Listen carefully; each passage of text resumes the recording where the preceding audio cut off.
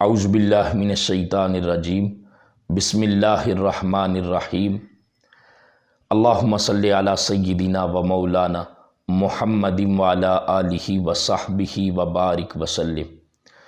دین اسلام کے بنیادی مسائل کو سیکھتے ہوئے جو ہمارا ٹاپک چل رہا ہے وہ ہے وضو کے حوالے سے۔ آج میں آپ کو وضو کے مستحبات اور وضو کے مکروہات کے بارے میں بتاؤں گا تاکہ ہم وضو کے فرائض اور سنتوں کے ساتھ ساتھ مستحبات پر بھی عمل کر سکیں اور جو مکروہات ہیں ان سے اپنے آپ کو بچا سکیں۔ سب سے پہلے نمبر پر وضو کے مستحبات۔ یاد رکھیں، اونچی جگہ پر بیٹھ کر وضو کرنا یہ مستحب ہے۔ ہمارے ہاں مسجدوں کے جو وضو خانے بنائے گئے ہیں ان میں نمازیوں کے بیٹھنے کے لیے، وضو کرنے کے لیے نشستیں بنائی جاتی ہیں اور اونچی رکھی جاتی ہیں۔ اس میں حکمت یہ ہے کہ اونچی اور بلند جگہ پر بیٹھ کے وضو کرنا یہ مستحب ہے، اور وضو کرتے وقت چہرے کا قبلہ کی طرف رخ ہونا یہ بھی مستحب ہے۔ وضو کرتے وقت کسی سے مدد نہ لینا یہ بھی مستحب ہے۔ وضو کرتے وقت غیر ضروری باتوں سے پرہیز کرنا یہ بھی مستحب ہے۔ وضو کرتے وقت دل کی نیت اور زبان کے فعل کو جمع کرنا یہ بھی مستحب ہے۔ وضو کرتے وقت ہر عضو کو دھوتے ہوئے بسم اللہ پڑھنا یہ بھی مستحب ہے، اور وضو کرتے وقت سنت دعائیں پڑھنا یہ بھی مستحب ہے۔ وضو کرتے وقت دائیں ہاتھ کے ساتھ ناک میں پانی ڈالنا، دائیں ہاتھ کے ساتھ کلی کرتے ہوئے منہ میں پانی ڈالنا دائیں ہاتھ کے ساتھ یہ مستحب ہے، اور ناک کو صاف کرنا ہو تو بائیں ہاتھ کے ساتھ صاف کرنا یہ بھی مستحب ہے۔ اور وضو کرتے وقت یہ جو کانوں کے سوراخ ہیں ان کانوں کے سوراخ میں اگر انگلی ڈالنی ہو صاف کرنے کے لیے تو یہ جو چھوٹی انگلی ہے اس کو ڈالنا چاہیے، یہ بھی مستحب ہے۔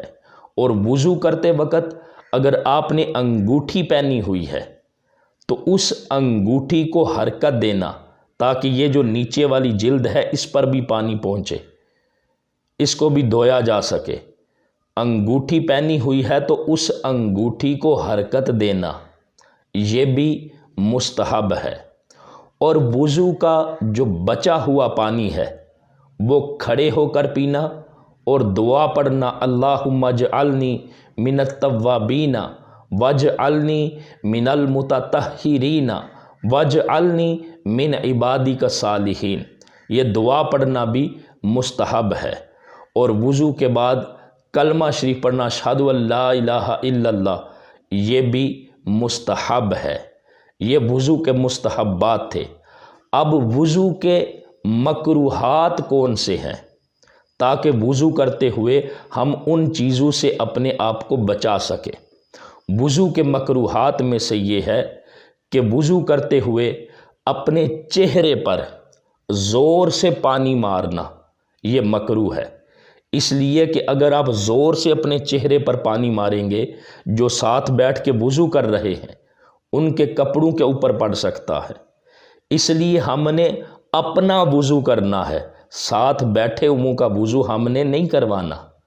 اس لیے وضو کرتے وقت آرام سے اپنے چہرے پر پانی مارنا یہ اچھی بات ہے، اور اگر زور سے ماریں گے تو اس سے ساتھ جو بیٹھے ہوئے ہیں ان کے کپڑوں پر پڑے گا، ان کے اوپر پانی پڑے گا، اس لیے زور سے چہرے پر پانی مارنا یہ مکروہ ہے۔ اور کسی گندی جگہ پر بیٹھ کے وضو کرنا یہ بھی مکروہ ہے۔ اور پھر جس جگہ پر آپ وضو کر رہے ہیں اس جگہ پر وضو کرتے ہوئے جو وضو کے پانی کے قطرے ہیں ان کا گندی جگہ پہ بہنا یہ بھی مکروہ ہے۔